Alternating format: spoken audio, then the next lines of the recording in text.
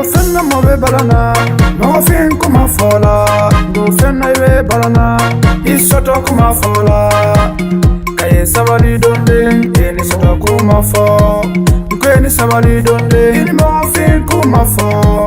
Nkweni yetu mafele, ini sera kuma la.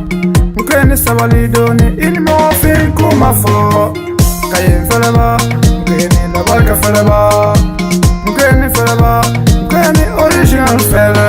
Tare, magofindu represente benale.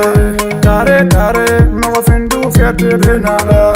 Okila maponye, la baika benala. De son temps passé les ye, passé son temps magofinde yale. Nenene mu magofinye, nenala mu magofinye. De son temps magofinde yaye, mkonde bota magofindu. Omon mobile di nyama, omon magofindu la taranyato. Oje kom jama, bobele kontona. President John, mbei kontona. Mola journaliste nou, mola artiste nou. Grupo magofindu, omon bole di nyama. Beat them ki, jule fanye. Beat them ki, joue-moi la guitare.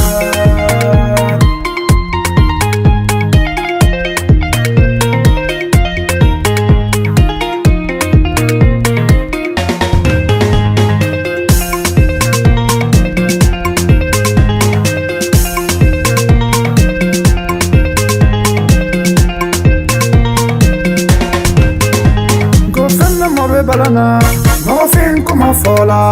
Go fenna iwe balana, isoto kuma fola. Kaye sabali donde, eni soto kuma fo. Nkweni sabali donde, ini mo fin kuma fo. Nkweni yetu mafele, ini sera kuma la.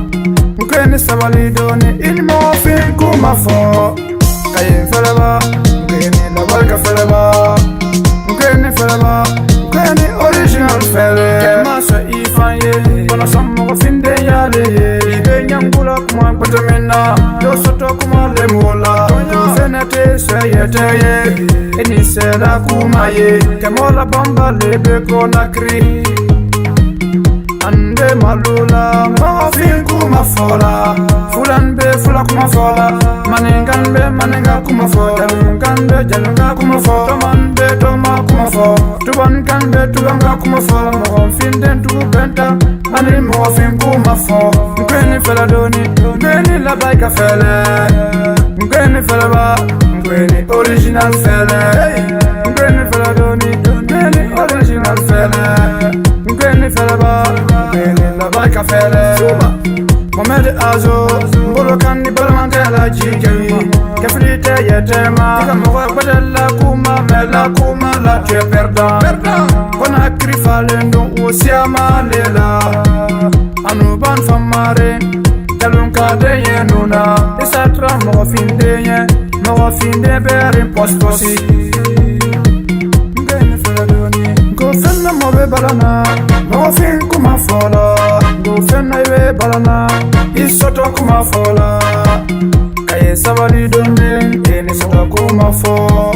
Nkweni sabali donde, ini mwafin kuma fo. Nkweni yetu mafele, ini sera kuma la. Nkweni sabali donde, ini mwafin kuma fo. Kaye mfeleba, nkweni labarka feleba. Nkweni feleba, nkweni original fele. Omono wa Kledo Kekumana, l'enfant de Jassia. Dr Isaac Keta Dakar, Amadou Sadio Lintan, Ibrahim Kabajete, Nama Miketa Laval, Aja Jelika to Laval, Kakande Kebik Restaurant, Omono Moha Kledo Kenna. Yeah man.